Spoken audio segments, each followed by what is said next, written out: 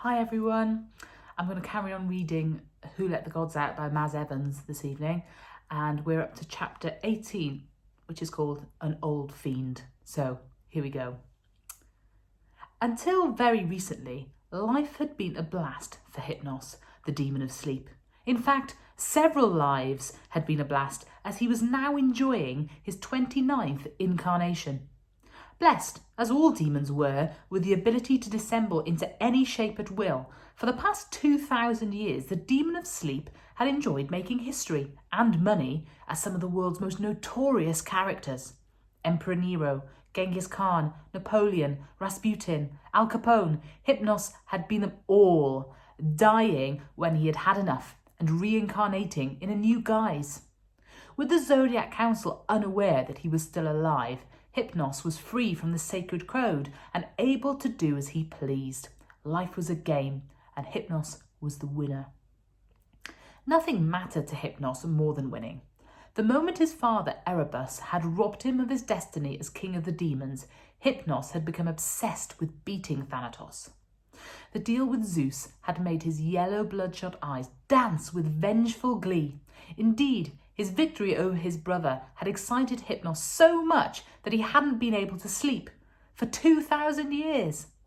It didn't matter. His insomnia gave him a buzz, a manic energy, a hyper edge that hadn't wiped the smile from his face in 2 millennia. But winning was dangerously addictive. Once Thanatos was defeated, Hypnos discovered that he needed to find more and bigger victories. He tried dissembling into sportsmen, but his demon strength gave him such an advantage it was pointless. Winning was only fun when it was unexpected. And that's how Hypnos discovered gambling. Now, the thrill of the unpredictable win could be his everyday, or could it? That was the buzz. There was nothing Hypnos wouldn't bet on. Horse races, roulette wheels, which raindrop would reach the window ledge first. The losses made the wins that much sweeter, and he could afford both. In his current guise as Richard M. Trumpington, his online gambling business, One Born, provided yet another way for Hypnos to cheat mortals out of their money, torturing them with dreams of big wins and making their worst nightmares come true when they lost everything. Nothing gave him greater pleasure. Hypnos had everything just the way he wanted it. The demon of sleep was having the time of his lives. Or at least he was until yesterday. He never normally paid much attention to the Daily Argus, having no interest in the immortal losers featured within. But yesterday's front page had filled him with a fear he hadn't known in 29 lifetimes. Zeus had lied. Thanatos was alive. And Hypnos knew that his twin would be coming straight for him. Most things were a joke to the psychotic demon. The thought of being killed by his brother was not. Hypnos immediately hired the best security guards money could buy and gave every single one strict instructions not to let anyone in. It didn't matter if someone claimed to be his long-lost son or his dying mother. Only Richard M. Trumpington was allowed in his Scottish mansion. So the guards thought nothing of allowing Richard M. Trumpington through the massive gates early the next morning. His butler happily opened the door to allow Richard M. Trumpington into the house, while Trent, his personal bodyguard, gladly unlocked the door to the office when Mr. Trumpington said he had forgotten his key. Had they all checked with one another, they would have realised that Richard M. Trumpington had never left his office in the first place. But by the time Thanatos had tricked them all and was standing in Hypnos' office, it was far too late. "Hello, brother," said Thanatos eventually, after an eternal silence while each twin tried to read the other. Beneath his laughing stare, Hypnos was frantically calculating how to stay alive. "Hi yourself," he said at last. "You're looking well?" "How kind," said Thanatos coldly. 2,000 years imprisoned beneath the earth doesn't do a lot for one's social life, but it certainly restricts poor lifestyle choices. But we have more important matters to discuss. May I?" Thanatos pulled a tacky golden chair back from the desk and sat on the edge of the seat. He surveyed the opulent room with a sneer. They say that money can't buy you taste, he said. How kind of you to prove them right. They say that you're dead, grinned Hypnos. How inconvenient of you to prove them wrong.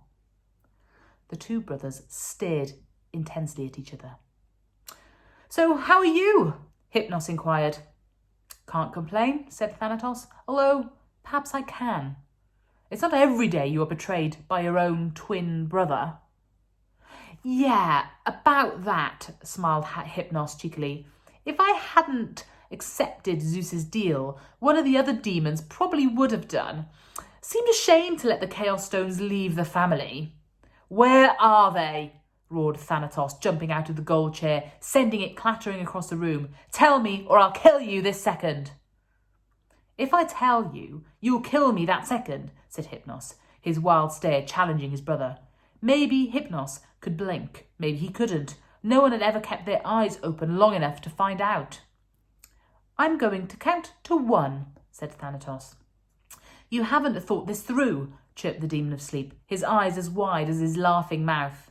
1, said Thanatos, reaching over the desk towards Hypnos' slender neck. I always was faster, cackled Hypnos, deftly dodging the hand by taking flight with his winged head. Catch me if you can.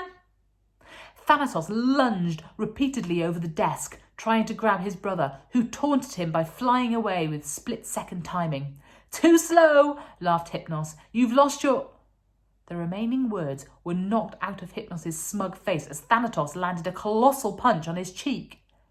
I always was stronger, said Thanatos, and he grabbed his twin by the neck with one hand and twisted his cardia with the other. Where are my Chaos Stones? If I die, you'll never know, rasped Hypnos. Then you'd better start talking, said Thanatos, lifting his brother clean off the floor and pulling the cardia away from his neck.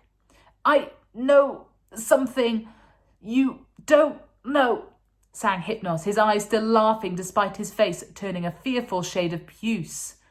Tell me, said Thanatos, shaking his breathless twin. Hypnos shook his grinning head, no longer able to speak. Oh, Thanatos released the cardia and threw his brother down in disgust. Despite the desperate gasps for air, Hypnos was delighted that Thanatos realised he'd sooner die than lose. He threw back his sore neck and screamed with dark laughter. In a funny way, I've missed you, Hypnos said, wiping the tears from his eyes as he returned to his seat. If you're never going to tell me, I may as well kill you now, said Thanatos, calmly retrieving the chair and sitting down. And then you'll never know, said Hypnos. Fun, isn't it? Where are they? Thanatos asked again, slowly. Tell you what I'm going to do, said Hypnos, his fingers dancing across the table. I'll tell you where they are, one at a time. That way, you get your stones, I get to stay alive. Until I get them all, said Thanatos. Then I'm going to kill you. I hoped we might have a side bet on that, grinned Hypnos. You need someone to kill the mortal child. You can't. How do you know that? A prawn balti, 2 naan breads and a tub of OMG marshmallow ice cream, said Hypnos. You've spoken to Pythia, said Thanatos. I'm her best customer, replied Hypnos. I bet you I can kill the child. You must swear on the sticks that you won't kill me if I win. Hypnos loved watching Thanatos trying to quell his murderous rage. He knew his brother had no choice. Done, said Thanatos darkly. Start talking. Oh, I had such fun hiding them, whispered Hypnos, but it's going to be even better getting them back. Let's start with the Earthstone. That one was tricky. Every time I buried it underground, some greedy mortal would dig it up again, and I'd have to persuade them to give it back. But then I found a great spot for it. Hypnos watched gleefully as Thanatos hung on his words. It's in the Tower of London, he whispered with a giggle. It's an impenetrable fortress, and I hid the Earthstone there, smack in the middle of the crown jewels. Marvellous, said Thanatos. I first had the idea when I was a character called Colonel Thomas Blood in the 17th century, said Hypnos, stretching out and putting his feet up on the desk. I made friends with a guard, then knocked him out and shot him while I stole the jewels. Only I wasn't stealing them. I was putting the Earthstone in there. Various jewellers have moved it around. At the moment, it's slapped on the front of the Imperial State Crown. If this tower is impenetrable, how are you going to get my stone back? Hissed Thanatos. Your timing is impeccable, brother, squealed Hypnos. I have a golden opportunity this very week. Once a year, the crown is worn by the Queen. She's an important mortal. The other mortals like to print on things, and she will have it in her palace in a few days. Taking it from her will be a breeze. It'd be like stealing a hot water bottle from a granny. Then go and fetch it, said Thanatos. First, I'll kill the child, said Hypnos, flying over to a safe concealed behind the Mona Lisa on his wall. Shouldn't be too hard. Then I'll get your stone. I'll be at our old home in the underworld, the Cave of Sleep and Death, said Thanatos. Until my stones are returned, I'll be keeping a low profile. Meet me there with my Earthstone. Don't fail me. What fun, squealed Hypnos, pulling his ivory trumpet out of the safe and kissing it. Come on, baby, we've got work to do. I'll take my private jet.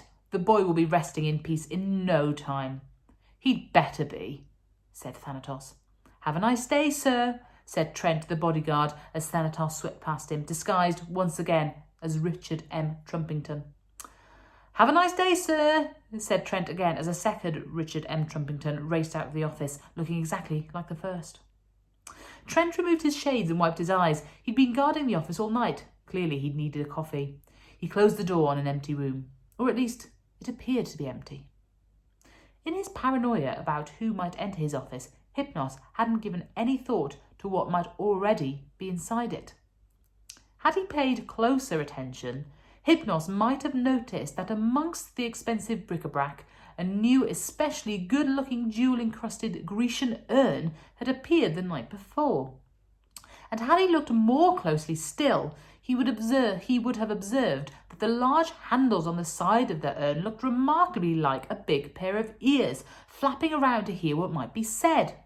The urn now started to wobble and shake, finally falling to the ground, where it immediately transformed back into the gasping form of Hermes.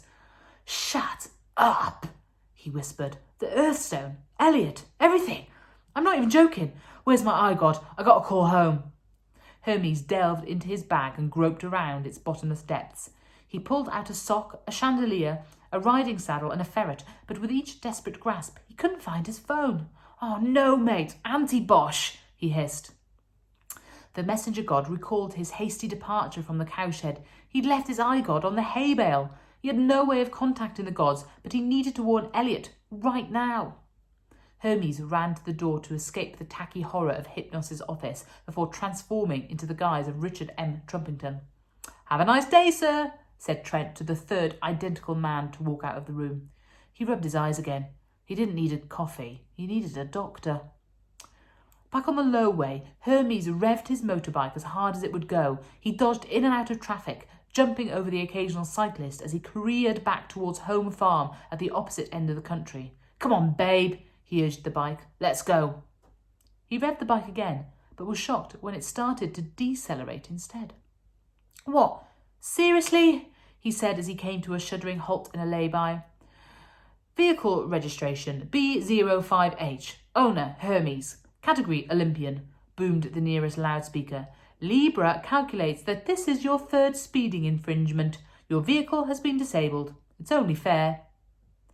You're joking, shouted Hermes, and he kicked his bike in frustration. I'm hundreds of miles away. It'll take me... Ugh! He delved into his bag and pulled out a pair of winged trainers, which he swapped with the winged biker boots he'd been wearing. Looks like I'm going old school, he said as he fluttered into the air. I hope I've still got it.